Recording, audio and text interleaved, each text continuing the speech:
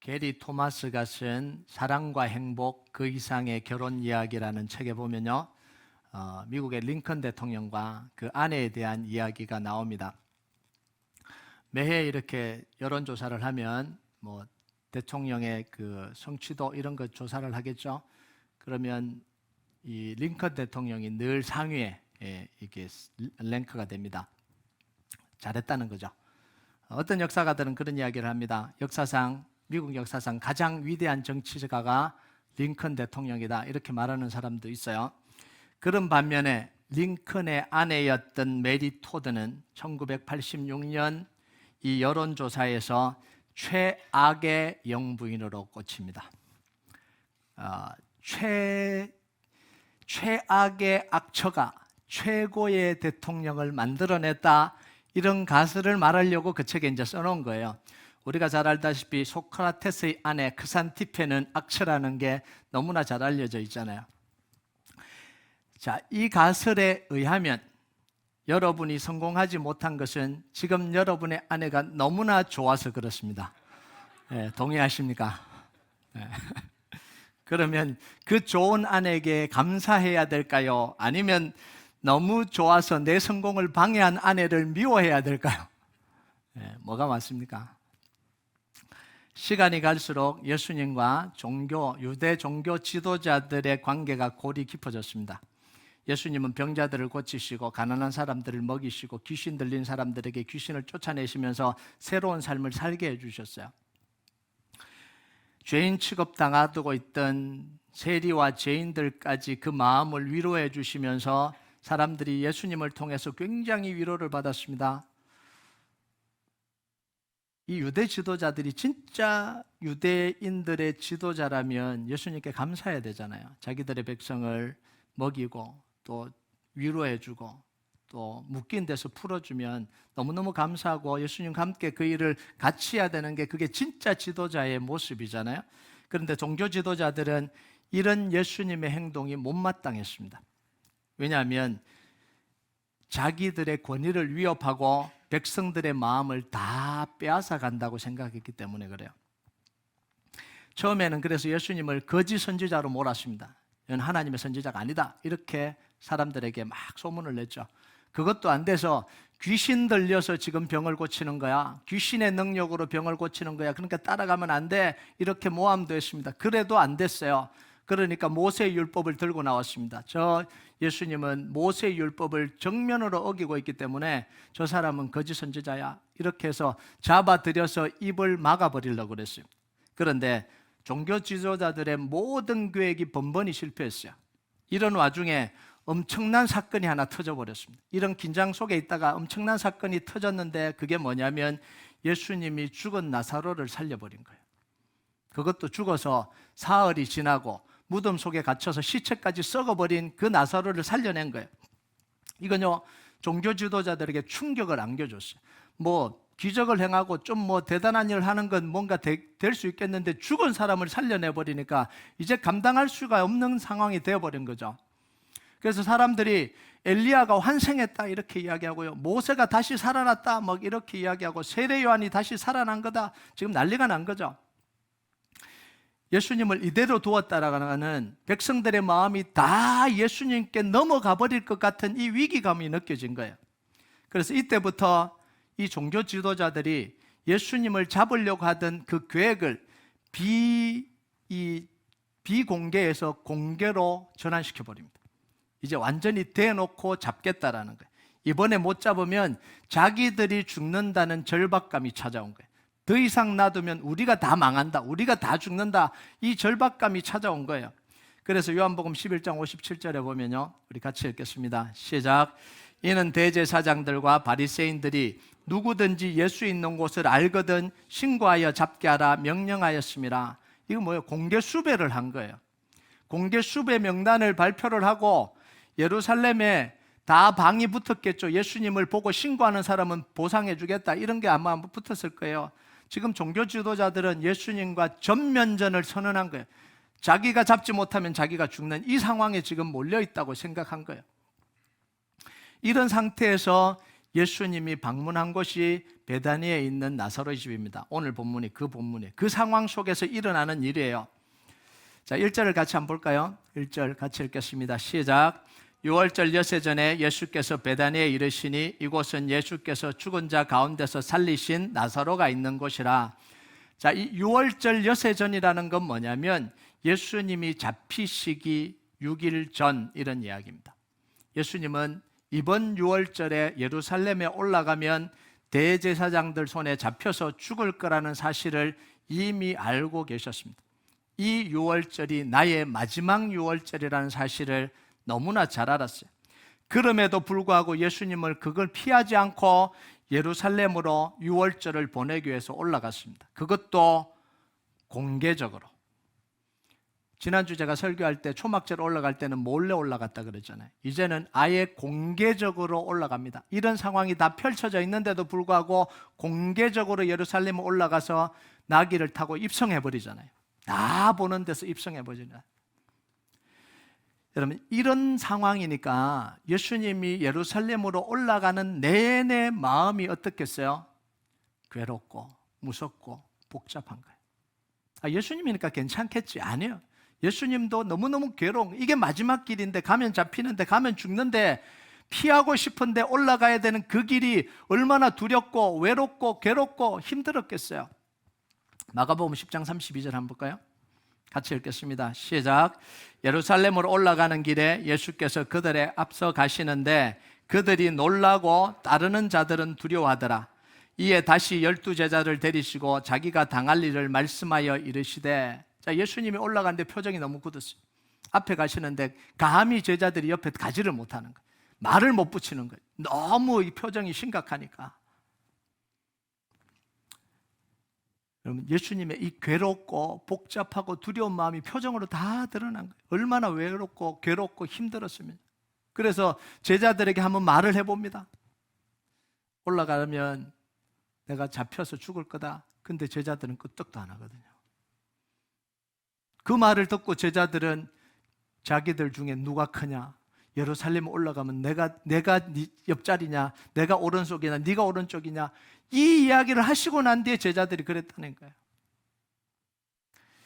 자, 예수님이 이런 무거운 마음을 안고 나사로 집에 도착하셨어요. 그러니까 마리아와 마르다와 이 나사로는 그 모르잖아요. 예수님 오셨으니까 너무 기뻐서 잔치를 벌이는 거죠. 2절을 한번 볼까요? 2절 같이 읽겠습니다. 시작. 거기서 예수를 위하여 잔치할새 마르다는 일을 하고 나사로는 예수와 함께 앉은 자 중에 있더라. 이름이 딱 튀는 분이 계시죠? 마르다. 역시 빨라요. 역시 봉사꾼입니다. 마르다는 섬기는데 너무너무 좋아하잖아요. 너무 봉사하기 좋습니다. 예수님 오시니까 너무 좋잖아요. 얼마나 좋아요. 그리고 얼마 전에 자기 오빠인 나사로를 살려주셨잖아요. 그러니까 얼마나 대접하고 싶겠어요. 예수님이 오셨으니까 최고로 대접하고 싶은 거예요. 그래서 그 마음을 보답하기 위해서 최고의 음식상을 다 차려놨어요. 그리고 나사로는 예수님 테이블 옆에 앉아서 온 사람들과 함께 이야기를 나누고 있다. 이게 그림으로 이렇게 보여주잖아요.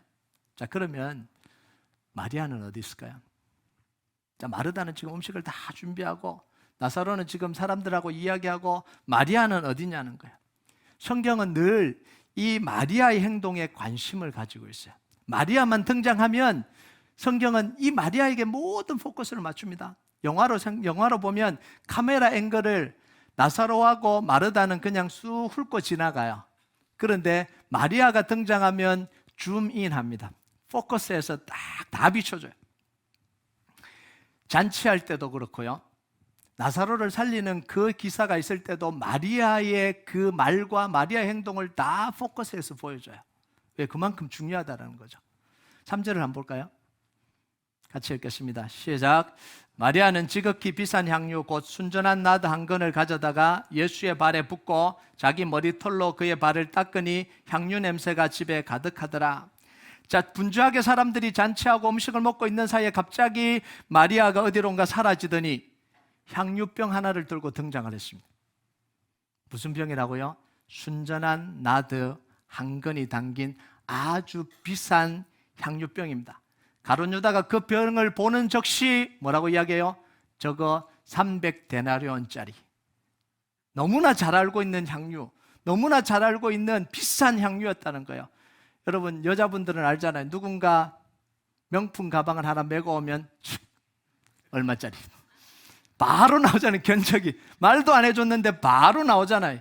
이런 거라는 거예요. 딱 들고 왔는데 보니까 300데나리온 딱 나왔어요, 가격이.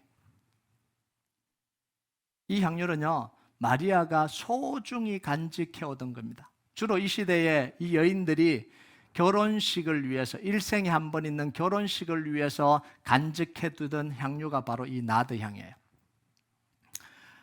오빠인 나사로가 알았을지 모르겠습니다. 하나 보관하고 있다는 거 알았을지 모르겠는데, 그 향유를 들고 나타났는데 그 향유는 왜 가져왔니라고 묻기도 전에 마리아는 이미 자신의 손에 있던 향유를 깨트려서 예수님의 발에 붓고는 머리털로 닦고 있는 거예요. 순식간에 이 일이 일어난 거예요. 자, 이거 300데나리온짜리입니다. 자, 붓기 시작할 겁니다. 보세요. 이렇게 한 게 아니라는 거예요. 들고 와서 사람들이 보고 있는 사이 갑자기 깨트려서 발에 붓고 머리털 닦고 있는 거예요. 그걸 보면서 사람들이 했는데 다 지나가 버린 거예요.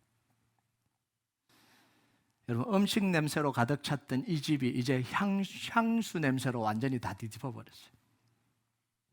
갑작스런 마리아 행동에 다 어리둥절하고 있는 거예요. 이게 어떻게 해야 될지, 뭐라고 말해야 될지 아무도 모르고 있는 그런 상황이에요. 그런데 그때 갑자기 가룟 유다가 이런 아들이 다짜고짜 이 여인을 향해서 소리를 치고 질책을 하는 거죠. 5절을 볼까요? 같이 읽겠습니다. 시작. 이 향유를 어찌 300데나리온에 팔아 가난한 자들에게 주지 아니하였느냐 하니,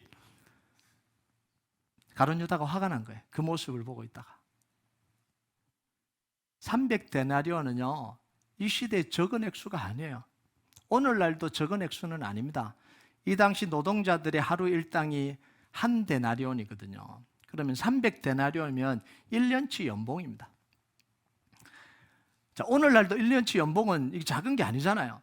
자, 이 돈으로 가난한 사람들을 먹이면 한 5천 명은 좋게 먹일 수 있습니다. 5천 명에서 10,000명을 먹일 수 있어요. 어떻게 하냐고요? 요한복음 6장 7절 한번 봅시다.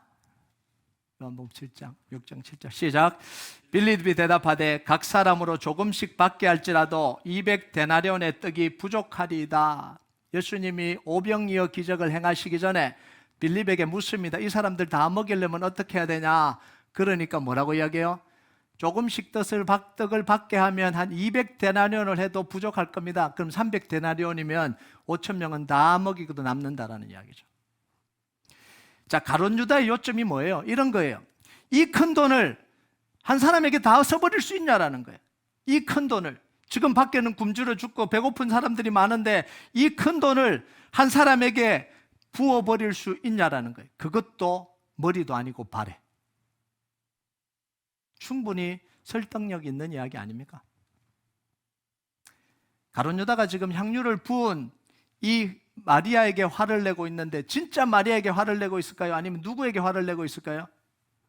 말은 마리아에게 화를 내고 있는데 사실은 예수님을 향해서 분노를 터뜨리고 있는 거예요.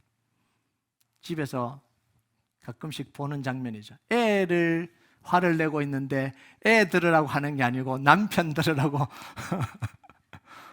그럴 때가 있잖아요.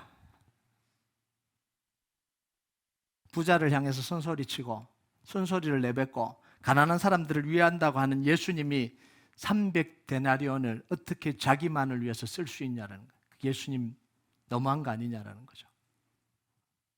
그것도 자기 발에다가 그렇게 부어버릴 수 있냐라는 거예요. 분노가 여기까지 이제 치미는 거죠.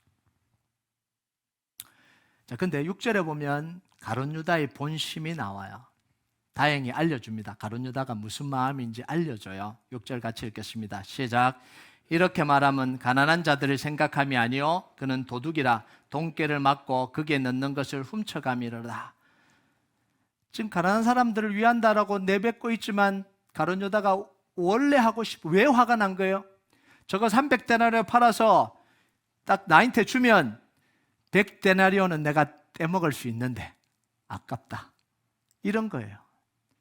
저걸 팔아서 지금 돈으로 해서 내가 지금 가져야 되는데 저걸 다 부어버린다니, 이게 말이 안 되는 이야기다. 분노가 쏟은 거예요. 가난한 사람들 때문이 아니라 자기가 그 돈을 가지지 못한 게 지금 분노가 생겼다고 지금 성경이 이야기하잖아요.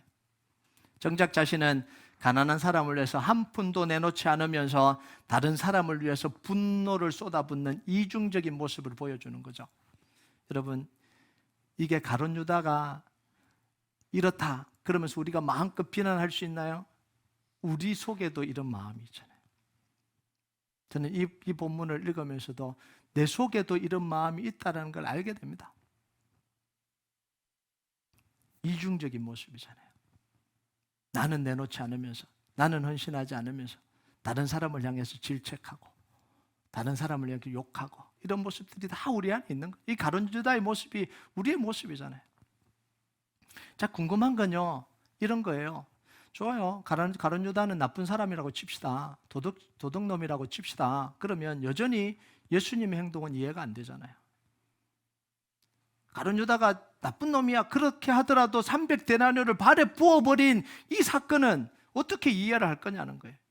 이 예수님은 어떻게 이해할 거냐는 거예요. 그 귀한 향유를 자기 발에다 다 부어버리는데도 한마디도 하지 않으시는, 가만히 계시는 이 예수님은 도대체 우리가 어떻게 이해를 해야 되냐는 거죠. 자, 7절과 8절에 그 이유가 나와요. 같이 읽겠습니다. 시작. 예수님께서 이르시되 그를 가만히 두어 나의 장래할 날을 위하여 그것을 간직하게 하라.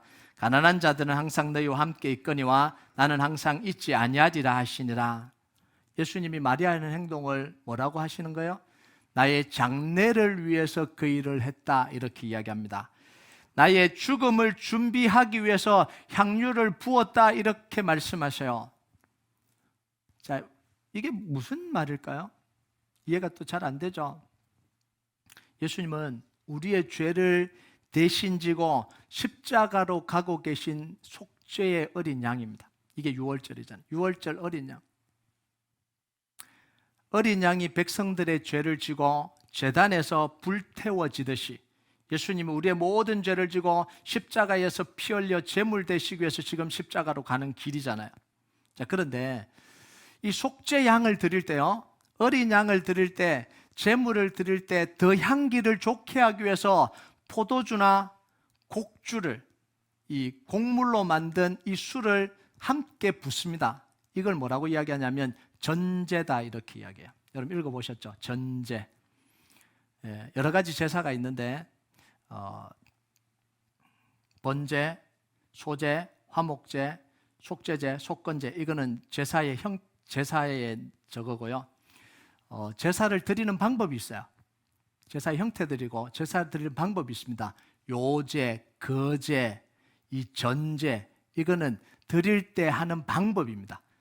요제는 흔드는 거고요, 거제는 들어 올리는 거고요, 이 전제는 뭐냐면 붓는 겁니다. 그래서 영어로 drinking offering이라고 이야기합니다. 붓는 거예요. 그래서 향기를 더하게 하기 위해서 포도주나, 독주가 아닙니다. 성경에 독주라고 번역됐는데 곡물로 만든 이 술입니다. 그걸 제물 위에 부어요. 정확하게 말하면 제물 위에 붓는 게 아니고 제단의 벽에다 붓습니다. 여러분, 불이 막 타고 있는데 술을 부으면 어떻게 되죠? 불이 꺼지잖아요. 물을 부으면 안 되잖아요. 그래서 벽면에다가 붓는 걸로 학자들은 이야기를 합니다. 제가 이제 부활절 끝나면 이 제사에 대한 이야기를 쭉 할 거예요. 예배에 대해서 쭉 이야기할 텐데 그때 좀 자세히 이야기할게요. 자, 이걸 전제라고, 부어드리는 걸 전제라고 이야기합니다. 자, 디모데후서 4장 6절 한번 볼까요? 같이 읽겠습니다. 시작. 전제와 같이 내가 벌써 부어지고 나의 떠날 시각이 가까웠도다. 사도 바울이 지금 뭐예요? 로마 감옥에 갇혀 있으면서 순교할 걸 지금 예상하고 있는 거죠. 그러면서 내가 전제와 같이 부어진다는 건 뭐예요? 하나님께 내 목숨이 이제는 다 부어지고 순교할 때가 가까웠다. 이런 이제 고백이에요. 자, 예수님이 마리아가 붓는 이 향유를 그냥 좋아서 그냥 가만히 계셨던 게 아니에요. 그냥 향유가 탐이 나서 계셨던 게 아니에요. 지금 예수님 무슨 생각을 하고 계시냐면 예수님이 마리아가 향유를 붓는 건 제물인 자기 위에 부어지는 전제로 여기신 거예요. 자기가 십자가에 죽기 위해서 지금 하나님이 나에게 전제로 붓는 이 향유를 부으시는구나, 이렇게 받아들인 겁니다. 이건 뭐냐면 자신의 십자가의 죽음을 기꺼이 받아들이겠다라는 거예요. 하나님이 나를 보내신 그 일, 그 일을 성취하기 위해서 내가 제물로 드려지는 것을 기꺼이 받아들이겠다, 이런 이야기입니다. 여러분, 예수님의 이 마음을 누가 알겠어요? 이 마음을 모르니까 욕하고 어떻게 다 섭외할 수 있냐 이렇게 이야기를 하는 거죠. 아무도 모르는 거죠. 근데 예수님은 그 부어지는 향유를 그렇게 받아들이고 그렇게 자기의 죽음도 지금 준비하고 계시는 거예요. 예수님 마음이 얼마나 힘들겠어요. 이 마음을 아무도 몰라주는 거죠. 예수님이 십자가로 가는 길에요, 예수님의 이 마음을 위로해 준 사람은 단 한 사람도 없어요. 종교 지도자들은 예수님을 잡아서 죽이려고 혈안이 되어 있었고요, 가장 예수님을 이해하고 예수님과 함께 해야 되는 이 제자들은 예수님의 마음을 도통 모르고요, 예수님 죽는다 그랬는데 관심이 없어요. 3번이나 이야기했는데도 관심이 없어요. 그냥 내가 좋은 자리 차지하려고 그러고 싸우고 있는 거예요. 예수님 앞에서, 지금 죽으러 가는 예수님 앞에서 내가 좋은 자리 네가 크냐 싸우고 있는 거예요. 그 마음을 보는 예수님 마음이 얼마나 힘들겠어요. 그리고 믿었던 이 가룟 유다는 돈을 훔치려고 하는 마음밖에 없는 거예요. 이 순간에도 가룟 유다는 돈을 훔쳐갈 마음밖에 없는 거예요. 그 마음으로 예수님께 지금 질책을 하고 있는 거예요. 얼마나 예수님 마음이 힘들겠어요. 자, 이때 유일하게 예수님의 위로가 된 사람이 마리아예요. 유일하게. 예수님은 향유를 300데나리온으로 보신 게 아니라 마리아의 마음으로 보신 거예요. 여러분, 우리는요 모든 걸 돈으로 환산하려고 그럽니다. 특히 현대는요. 그래서 아깝다, 낭비다, 사치다 이런 이야기 하죠. 왜요? 돈으로 계산하니까 그런 거예요. 그런데 돈으로 환산할 수 없을 때가 있어요. 아무리 돈을 다 써도 많이 써도 아깝지 않을 때가 있어요. 그게 뭐냐면 자기의 마음을 표현할 때. 자기의 마음을 표현할 때는 돈이 아깝지 않아요. 마리아는 예수님께 힘이 된다면 돈이 문제가 아니었던 거죠. 내가 그냥 예수님 사랑하니까 그냥 부은 거예요.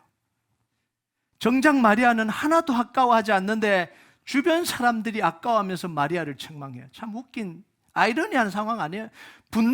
자기 걸 붓는 마리아는 하나도 안 아까운데 주변에 있는 사람이 아까워서 지금 욕을 하고 책망을 하고 있는 거죠. 이게 뭐냐면 마음의 차이예요. 마음의 차이. 좋은 일을 하고도 욕먹고 있는 마리아를 예수님이 감싸 주십니다. 마가복음 16장 6절 7절 같이 읽겠습니다. 시작. 예수께서 가라사대 가만두어라. 너희가 어찌하여 저를 괴롭게 하느냐. 저는 내게 좋은 일을 하였느니라. 가난한 자들은 항상 너희와 함께 있으니 아무 때라도 원하는 대로 도울 수 있거니와 나는 너희와 함께 있지 아니하리라. 자, 가만두어라. 어찌하여 괴롭게 하느냐. 얼마나 달달 볶았다는 이야기예요. 마리아를 보면서 어떻게 그런 미련한 짓을 하고 어떻게 그렇게 한 짓을 하냐고 얼마나 사람들이 그렇게 손가락질하고 그랬겠어요. 그런데 예수님이 마리아가 한 행동이 얼마나 중요한 일인지를 모든 사람들에게 공개적으로 이야기해 주십니다. 마가복음 14장 8절 9절 같이 읽겠습니다. 시작. 그는 힘을 다하여 내 몸에 향유를 부어 내 장사를 미리 준비하였느니라. 내가 진실로 너에게 이르노니 온 천하에 어디든지 복음이 전파되는 곳에는 이 여자의 행한 일도 말하여 저를 기념하리라. 이 말은 굉장한 선언이에요. 예수님이 이 여인이 마리아가 향유 부은 이 사건을 무엇과 동일하게 취급해 주신다고요? 예수님의 십자가 사건과 동일하게 취급해 주시겠다는 거예요. 그래서 예수님의 십자가 사건이 전해지는 곳마다, 복음이 전해지는 곳마다 이 마리아가 한 것도 동일하게 전해지도록 해주시겠다는 거예요. 그래서 2000년이 지났는데 우리는 이 사건을 알고 있잖아요. 묻혀버릴 사건인데 알고 있잖아요. 복음을 이야기할 때마다 그 이야기를 하잖아요. 이게 얼마나 영광스러운 일이에요. 자, 근데요, 마리아가 자기가 붓는 향유가 예수님께 전제로 붓는다라고 하고 부었을까요? 십자가를 준비하는 줄 알고 부었을까요? 아니요, 전혀 몰랐어요. 마리아가 어떻게 알았겠어요? 마리아에게 뭔가 거창한 이유가 없어요. 그냥 단지 자기가 예수님을 사랑한 마음, 감사한 마음을 표현하기 위해서 자기가 가장 아끼고 소중한 걸 예수님께 내어놓은 것뿐입니다. 예수님은 마리아 헌신을 가장 아름답고 향기롭게 받은 거예요. 그냥 마음을 표현한 것뿐이에요. 반면에 거창한 명분을 내세운 사람들에게 대해서는요, 예수님이 뭐라고 이야기하냐면 가난한 사람들은 항상 너희와 함께 있다 이렇게 이야기합니다. 이 안에 담긴 의미가 뭘까요? 가난한 사람 돕고 싶으면 도와라는 거예요. 지금 도우라는 거예요. 네가 도우라는 거예요. 왜 평소에 돕지 않으면서 가난한 사람들의 이름을 팔고 이용하냐는 거예요. 도울 수 있잖아요. 지금도 안 도우면서 왜 가난한 사람을 파냐는 거예요. 수많은 거창한 명분을 내세우는 사람들은 진짜 돕지 않으면서 그 사람의 마음 이용하잖아요. 그 사람의 처지를 이용하잖아요. 아픈 사람의 처지를 이용하고 장애인을 이용하고 어려운 상황에 있는 사람들을 이용하고. 여러분, 거창한 명분을 내세우는 사람 치고요, 정말 그렇게 사는 사람들이 드물잖아요. 말이 앞서는 사람 치고 행동하는 사람의 많지 않음을 보게 되잖아요. 없다라고 이야기하지 않습니다. 있을 수 있으니까요. 말로 헌신하는 건요, 항상 꽹과리 소리처럼 요란해요. 사람들의 귀를 아프게 하고 불편하게 만들어요. 정작 자신의 소중한 건 깨트리지 않습니다. 그냥 소리만 요란하게 내는 거예요. 그러니까 사람들이 불편하죠. 귀가 아파요. 근데 자기 것은 안 깨뜨려요. 말로 헌신하는 사람들은요, 항상 명분을 내세우잖아요. 가난한 사람을 위해서, 바르게 하기 위해서, 정의를 위해서. 내가 싫은 소리도 하고 악역도 해야 된다. 정의를 위해서, 공평을 위해서 늘 명분을 내세우잖아요. 여러분, 링컨이 좋은 대통령이 된 이유가 악처 때문일까요? 악한 역할을 해줬기 때문에 링컨이 좋은 대통령이 됐을까요? 가룟 유다는 좋은 사람인데 예수님을 위하여 자기 스스로 희생하면서 악한 역할을 한 걸까요? 종교 지도자는 정말 좋은 사람인데 예수님이 십자가에 달려야 돼서 어쩔 수 없이 그 역할을 감당한 걸까요? 아니에요. 그냥 자기의 악한 모습을 자기가 드러낸 것뿐이에요. 여러분, 좋은 사람인데 악한 역할을 하는 건 없어요. 악한 사람인데 좋은 역할을 하는 것도 없어요. 그냥 자기의 것이 나오는 거예요. 자기의 것이 그냥 나오는 거예요. 여러분, 마태복음 12장 35절 한번 볼까요? 같이 읽겠습니다. 시작. 선한 사람은 그 사한 선에서 선한 것을 내고 악한 사람은 그 사한 악에서 악한 것을 내느니라. 나오는 게 그 사람이에요. 다르게 나오지 않아요. 여러분, 그래서 나는 좋은 사람인데 악역을 한다. 있을 수 없어요. 그렇게 이야기를 하지 마세요. 그냥 좋은 사람이면 좋은 게 나오는 거예요. 악한 사람이면 악한 게 나오는 거예요. 그걸 통해서 하나님이 선용하실 수는 있지만 내가 정말 좋고 내가 의롭고 진실한 사람인데 나는 악역을 해야 되겠다. 있을 수 없어요. 그 역할을 계속하다 보면 뭐냐면 혹시나 그렇게 있더라도 그 역할을 계속하다 보면 악한 사람이 되는 거예요. 여러분, 마리아는요, 거창한 명분이 없어요. 그냥 자기 마음을 표현한 거예요. 자기 마음을 표현했을 뿐이에요.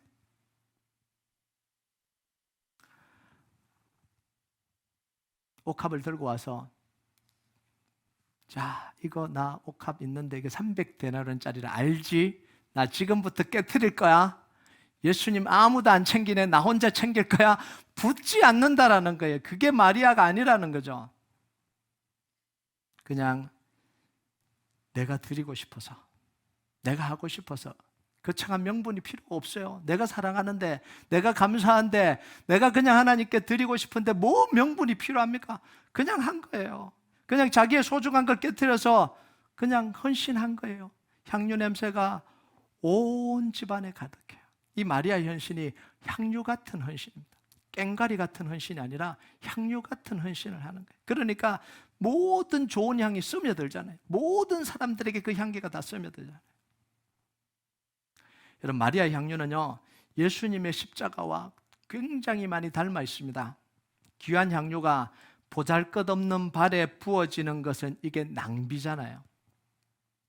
황금발도 아니고 그 부을 이유가 없잖아요. 발에 부을 이유가 없잖아요. 그런데 마리아는 예수님을 너무너무 사랑해서 그 귀한 향유를 예수님만의 발에 부어도 하나도 아깝지 않다는 거예요. 십자가도 마찬가지입니다. 예수님의 목숨은 인간을 위해서, 죄인을 위해서 자기를 조롱하는 사람들을 위해서 깨트리기에는 너무나 아까운 모습이잖아요. 그런데 예수님이 우리 인간들을 너무너무 사랑하셔서 자신의 옥합 같은 몸을 깨뜨리셔서 발보다 보잘것없는 우리에게 다 부어주시는, 그런데도 한 번도 아깝다라고 이야기하지 않으시잖아요. 사랑하기 때문에 그 모든 것을 깨뜨려서 예수님의 몸을 깨뜨려서 우리에게 부어주신 사건, 이게 십자가 사건이에요. 여러분, 이 사랑을 받은 우리가 살아야 될 삶이 바로 이런 겁니다. 내 옥합을 깨뜨려서 사랑할 수 없는 사람, 이해할 수 없는 사람, 미운 사람, 못난 사람, 살려야 되는 사람에게 부어야 되는 거예요. 내가 좋아하는 사람, 내가 사랑하는 사람, 내가 늘 함께하고 싶은 사람, 줘도 안 아까운 사람, 거기에 붙는 게 향유옥합이 아니라는 거예요. 내 소중한 걸 깨뜨려서 우리 가지에, 우리 교회 속에, 함께 있는 사람 속에 이해되지 못하는 사람이 있어요. 불편한 사람도 있습니다. 왜 저 사람이 있어서 나를 괴롭게 하나, 이런 사람도 있어요. 그 사람들에게 붙는 게, 그게 그리스도의 사랑입니다. 이게 쉽지 않으니까 기도하는 거예요. 옆에 있는데 너무 힘든 거예요. 없었으면 좋겠어요. 그런데 또 그리스도의 사랑으로 사랑해야 되니까, 이게 안 되니까 뭘 하냐면 기도하는 거예요. 하나님, 제 마음이 왜 이렇게 강팍합니까? 또 눈물을 흘리고 기도하는 거예요. 왜 저 사람 하나 못 품습니까? 또 기도하는 거예요. 예수님 마음 달라고 기도하는 거예요. 그러니까 이 과정을 통해서 우리가 하나님의 마음을 알게 되는 거예요. 성숙하게 되는 거예요. 그렇게 기도하면 결론이 이렇게 안 납니다. 너는 의인이고 쟤는 죄인이야. 그러니까 예수의 이름으로 다 처벌해. 이렇게 가는 게 아니라, 그 기도할 때 아버지의 마음을 알게 하시는 거예요. 십자가를 알게 하시고 영혼 구원하는 그 마음을 알게 하시는 거예요. 그러면서 우리가 성숙해 가는 거죠. 그리스도의 사랑이 뭔지를 배워가는 거예요. 여러분, 마리아는요, 어떻게 아무도 위로하지 못했던 이 예수님의 마음을 위로할 수 있었을까요? 제자들조차도 이해하지 못했는데요. 마리아는 가슴으로 사는 사람이거든요. 가슴으로 사는 사람들에게는 마음이 보여요. 그 사람의 마음이 보입니다. 그러니까 마리아에게 예수님의 힘겨움이 보이는 거예요. 다른 제자들은 다 신경 쓰지도 않는 그 예수님의 표정, 예수님의 힘겨움이 보인 거예요. 그래서 향유를 붓고 싶었던 것 같아요. 왜 부었겠어요? 그 마음이 보인 거죠. 그런데 머리로 사는 사람들은요, 사람의 마음이 보이지 않아요. 이해보다는 판단이 빨라요. 가슴으로 사는 사람은요, 주일날 와서 표정이 어둡거나 처져 있는 사람을 보면 또 무슨 일이 있었을까? 무슨 힘든 일이 있었을까? 이렇게 생각이 돼요. 근데 머리로 사는 사람들은, 저 사람은 왜 또 표정을 저렇게 짓고 있어? 사람들 불편하게. 이게 머리로 생각하는 사람이에요. 가슴으로 사는 사람들은요, 이해하고 배려하고 사랑하기 때문에 몸이 바빠져요. 어떻게 하면 힘이 될까? 어떻게 하면 도와줄까? 몸이 움직여요. 왜냐하면 가슴이 아프거든요. 근데 머리로 사는 사람들은요, 입이 부지런해져요. 참견하고 지적하고 비판하고. 그런데 입이 부지런해. 늘 그렇게 하고 오면 사람들이 좋아하겠어? 옷을 그렇게 입고 오면은 그 주일날 오는데 그렇게밖에 못 입고 와. 입이 부지런해져요. 여러분, 예수님의 사랑받은 사람들은 가슴으로 사는 거예요. 주님이 머리로 우리를 봤으면 다 죽은 목숨이죠. 가슴으로 품어주셨기 때문에 사랑받은 거잖아요. 우리가 먼저 무조건적인 사랑을 받았잖아요. 그러면 우리가 그 사랑을 해야 되는 게, 그게 그리스도인이잖아요. 힘들어요. 쉽지 않아요. 쉽게 하라는 이야기가 아니에요. 그래서 기도하는 거예요. 그래서 가슴 치는 거예요. 그래서 하나님이 뭐라고 말씀하시는지 가슴의 소리를 들어야 되는 거예요. 어떻게 위로하고 어떻게 힘이 될 수 있을까 먼저 생각하시기 바랍니다. 판단하고 말하고 정죄하고 참견하기 전에 먼저 기도하시기 바랍니다. 그러면 주님을 감동시키고요, 사람들을 감동시키는 인생이 되실 겁니다. 꽹가리 같은 헌신이 아니라 정말 향수 같은 헌신으로 사람들에게 향기가 나는 인생, 여러분 우리 교회가, 우리 성도들이 다 그런 인생으로 살아내길 주님의 이름으로 축복합니다. 우리 같이 찬양하도록 하겠습니다. 우리가 이 찬양 좀 하나님 앞에 좀 올려드립시다. 어찌하여야 그 크신 은혜 갚으리, 무슨 말로서 그 사랑 참 감사하리요. 하늘의 천군 천사라도 나의 마음 모르리라. 나 이제 새 소망이 있음은 당신의 은혜라. 우리가 이 고백 하나님 앞에 좀 같이 올려드리도록 하겠습니다.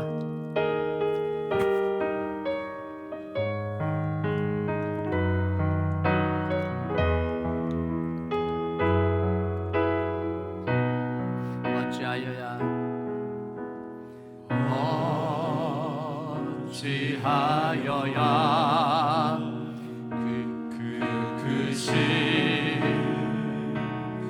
은혜가 갚으리, 무슨 말로서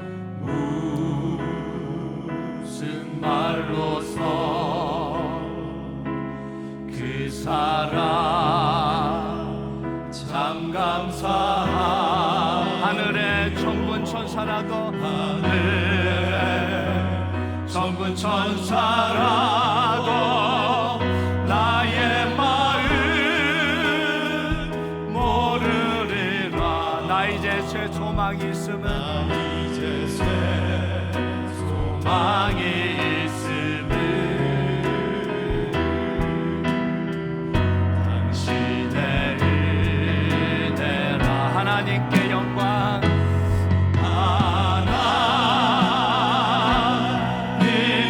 영광, 하나님께 영광, 하나님께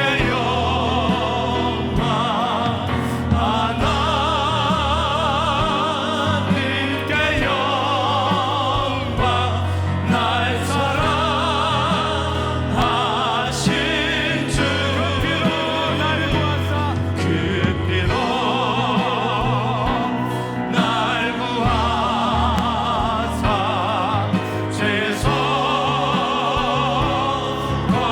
건지셨네. 하나님께 영광, 날 사랑하신 주, 그 피로 날 구하사, 그 피로 날 구하사 죄에서 건지셔. 하나님께 영광, 하나님께 영광, 날 사랑하신 주. 다시 한번 고백합니다. 어찌하여야 그 크신 은혜 갚으리,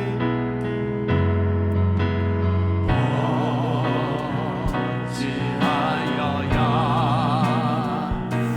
그 크신 은혜 갚으리. 무슨 말로서, 무슨 말로서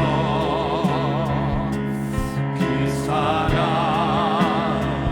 참 감사하. 하늘의 천군 천사라도, 하늘의 천군 천사라도 나의 마음